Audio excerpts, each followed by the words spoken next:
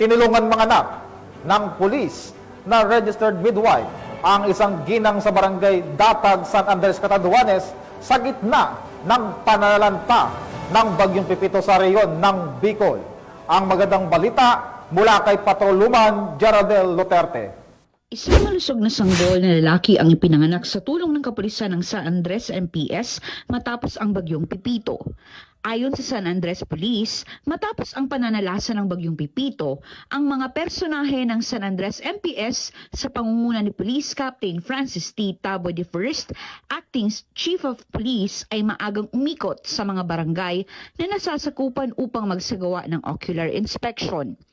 Ito ay para malaman ang sitwasyon sa nasasakupan kabilang na ang nasirang kabahayan, infrastruktura at masiguro na maayos ang mga daanan.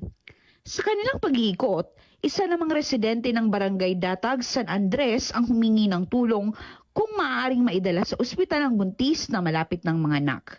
Hindi naman nagdalawang isip ang kapulisan para tumulong at agad naman nilang pinuntahan ang bahay na may kalayuan din galing sa pangunahing daan. Pagdating sa bahay ay bahagyang nakalabas na ang bata at agad naman itong tinulungan ni Patrolwoman Cariel Ann C. Tabirara sa panganganak na isa ding registered midwife at nurse. Sa kasalukuyan, ligtas na ang kalagayan ng mag-ina at naihatid na sa ospital ng Juan M. Alberto Memorial District Hospital, katuwang ang San Andres MDRRMO.